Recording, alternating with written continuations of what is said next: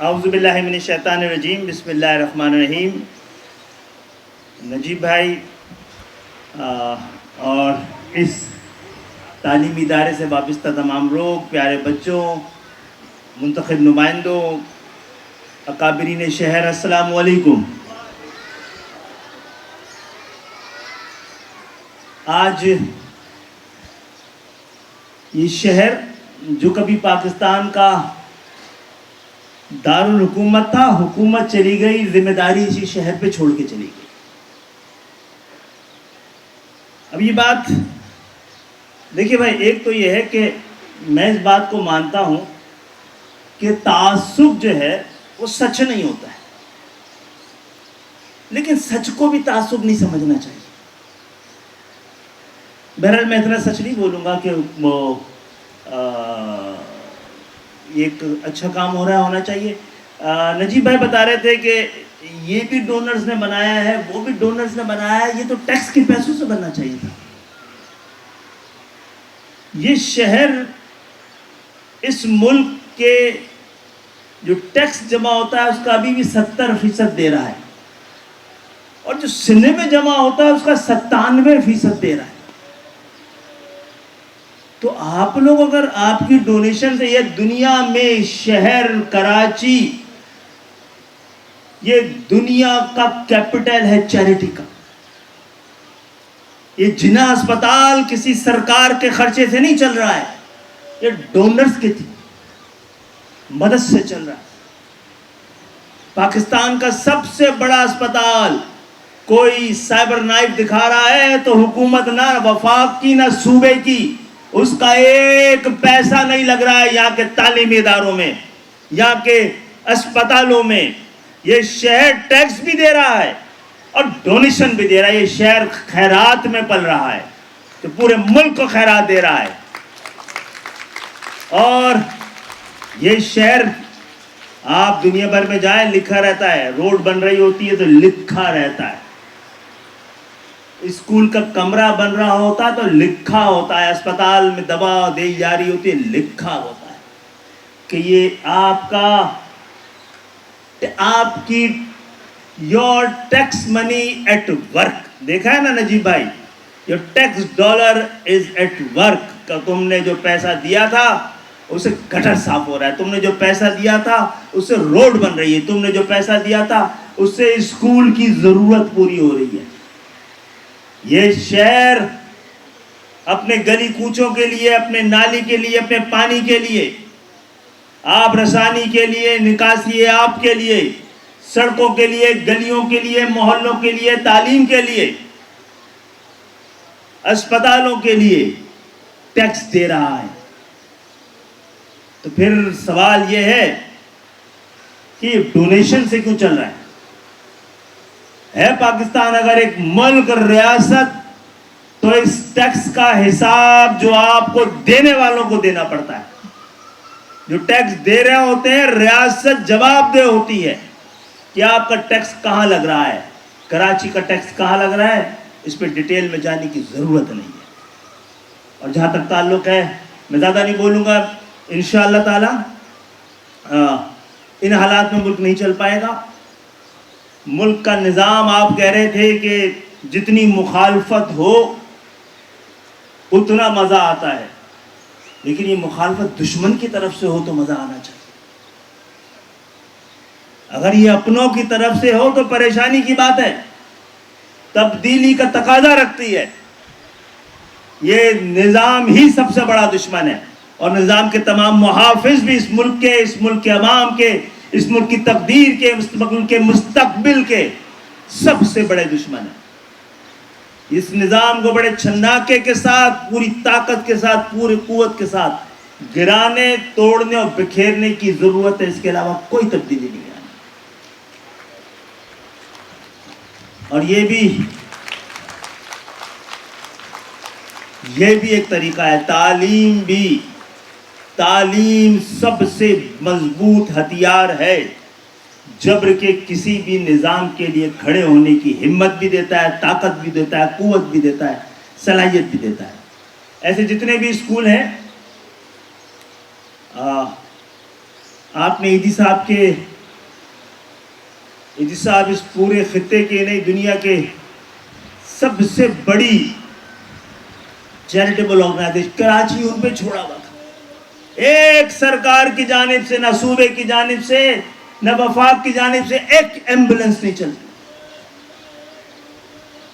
اور ایدی صاحب کی ایمبولنس صرف کراچی میں نہیں چلتی تھی، جہاں سے وہ ڈونیشن لیتے تھے وہ کشمیر تک چلتی تھی.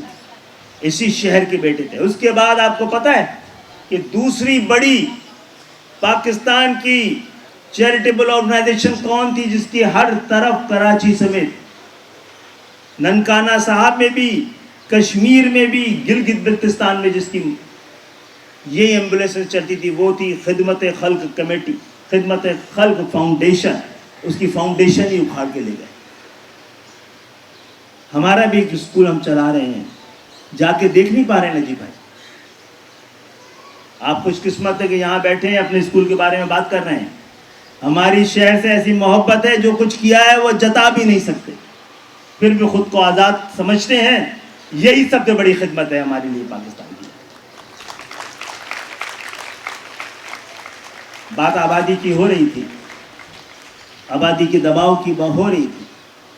جناب عالی، اس مسئلے کو بھی اور آبادی کو لائبلٹی سمجھنے کو بھی آپ کے پڑوس کے دو ملکوں نے ختم کر دیا. جو آپ کے پڑوس میں دو آبادی کے جائنٹس تھے، وہ ٹیکنالوجی کے جائنٹ. چائنا نے 20 سال میں 55 کروڑ لوگوں کو اپنے خطۂ غربت سے باہر نکالا.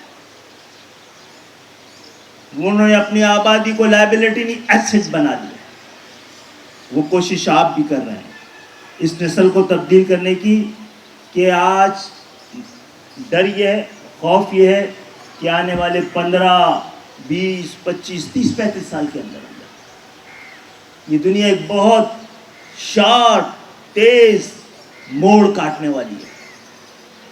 اور جس نے اپنے اندر اس کے ساتھ تبدیل ہونے مڑنے کی صلاحیت نہیں رکھی، تو پیش گو بتاتے ہیں مستقبل کے کہ 1 ارب لوگ ارریلیونٹ ہو جائیں گے. آئیے ایسی تمام کوششوں کا ساتھ دیتے ہیں. حکومت پہ شہر انحصار نہیں کرتا تھا، ساری حکومتیں مل کر اس شہر پہ انحصار کرتی ہیں.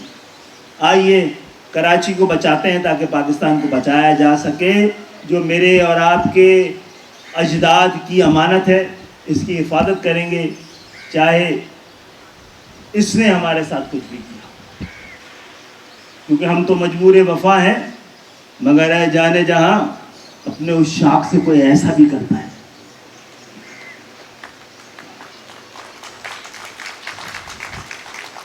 تو موقع ملا ہے. اندازہ یہ ہے کہ کراچی کو روکنے والے ہاتھ اب تھک چکے ہیں، اور اندازہ ہو گیا ہے کہ شہر کے ہاتھ میں اس ملک کا نظام جب تک نہیں ہوگا، اس ملک کو قائم رکھنا، مستحکم رکھنا، جوڑے رکھنا اور آگے کی جانب بڑھانا ناممکن ہے. 75 سال کی ہر کوشش ناکام ہو چکی ہے. پاکستان اس وقت دنیا کا آخری بدنصیب ملک ہے جہاں پر جاگیردارانہ نظام اپنے پورے جبر کے ساتھ موجود ہے. ہم بڑی بے شرمی کے ساتھ اس جاگیردارانہ جمہوریت کو جمہوریت کہتے ہیں. اللہ کا شکر ہے اس کراچی نے اس حوالے سے بھی اپنا کردار ادا کیا ہے. اس اسمبلی میں جہاں MQM آپ کے نمائندے بیٹھتے ہیں، وہاں پہ عام پاکستانی بیٹھتا ہے، باقی سارے خاندان بیٹھے ہوئے ہوتے ہیں. آج اس اسمبلی کے ہمارے نظام کا جبر یہ ہے کہ کسانوں کی نمائندگی ایوانوں میں جاگیردار کر رہا ہے، مزدور کی سرمایہ دار کر رہا ہے. پاکستان کی عوام کی نمائندگی عوام نہیں، خاندان کر رہے ہیں. ہم نے دراڑ ڈالی ہے اور انشاءاللہ یہ نظام اپنے پورے طاقت کے ساتھ، پوری ناکامی کے ساتھ ختم ہونے کو ہے. کیوں؟ اس لیے ختم ہونے کو ہے کہ اس ملک کو زندہ رہنا ہے. کسی خوابوں کی تعبیر کو بھی، ان کوششوں کو بھی گفتگو ہو رہی تو 23 مارچ 1940 کو پاکستان بنانے کا ارادہ اور وعدہ کیا گیا، اور 7 سال میں پاکستان حاصل کر لیا گیا. صرف 7 سال میں. کیا 77 سال میں پاکستان بنانے کا مقصد بھی حاصل کر لیا ہے؟ نہیں کر سکے. تو خوشخبری یہ ہے کہ آنے والے 10-20 سال آپ کے ہیں. ہمت رکھیے گا, حوصلہ رکھیے گا. پاکستان بنایا تھا, انشاءاللہ بچا بھی لیں گے, تعمیر بھی کر لیں گے, اس کی تعبیر بھی دیں گے. آنے والے چند مہینوں میں اس شہر میں جو کہ ٹیکس دے رہا ہے اور پھر خیرات میں پل رہا ہے, شاید ہمارے ٹیکس کی خیرات سے بھی کچھ پل رہے ہیں. تو دبئی کا ریل اسٹیٹ کو بڑا فائدہ ہوا ہے. اور بہرحال انشاءاللہ 10 سے 12 یونیورسٹیز ایک سال کے اندر اندر اس شہر میں آئیں گی. یہ شہر ادب کا, علم کا, اخلاص کا, ہمتوں کا دارالخلافہ ہے. آپ حکومت لے کے گئے ہیں, صنعتوں کا دارالخلافہ, تجارت کا دارالخلافہ اور ٹیکس دینے کا مرکز یہ شہر ہے. جو دنیا بھر میں جو ٹیکس دیتا ہے وہ سب سے بڑا VVIP اسٹیٹس اس کو ملتا ہے جو ٹیکس دیتا ہے. کراچی کی اس بیٹے کو, جو کہ تمام ٹیکنوکریٹ میں آپ کو پتا ہے سب سے زیادہ ٹیکس کون دیتا ہے؟ نجیب بھائی دیتے ہیں. ان کا نام گیا ہوا تھا ابھی حلال پاکستان کے لیے, تو ان کا ٹیکس نہیں دیکھا گیا ہے. ان کا ٹیکس نہیں دیکھا گیا ہے, ان کا شجرہ نسب دیکھا گیا. کوئی بات نہیں, یہ ہے آپ کو یہ اعزاز و اکرام اور یہ حلال انشاءاللہ قدرت خود دے گی. بہت بہت شکریہ مجھے یہاں بلانے کا, اور ایسی تمام کوششوں میں جو یہاں پر ہو رہی ہیں مل کر کوئی فیصلہ کرنے کی ضرورت ہے. ہم آپ کے لیے موجود ہیں. آج شہر کو دوبارہ پاکستان میں آج جو بحران ہے, سیاسی بحران ہے, وہ 24 کے الیکشن کی وجہ سے نہیں ہے, وہ 18 کے الیکشن کی وجہ سے. اور اب اس الیکشن میں اس شہر کے بیٹے دوبارہ آئے ہوئے ہیں. اب شہر پہلے جیسا نہیں رہ جائے گا انشاءاللہ تعالی. بہت بہت شکریہ مجھے بلانے کا. میں نے احتیاط سے بات کی ہے, ویسے بھی کرتا ہوں, جو جتنی جمہوریت آزاد ہے اتنا ہی سچ بولتا ہوں. یہاں پہ بھی میں نے ماحول کو درست رکھنے کی کوشش کی ہے, ورنہ تلخیاں اتنی ہیں جو ہم نے اپنے سینوں میں سجا کے رکھی ہیں, سنبھال کے رکھی ہیں, اور یہی کبھی قند بن کر, کبھی شہد بن کر اس ملک کا مقدر بنے گی. بہت بہت شکریہ.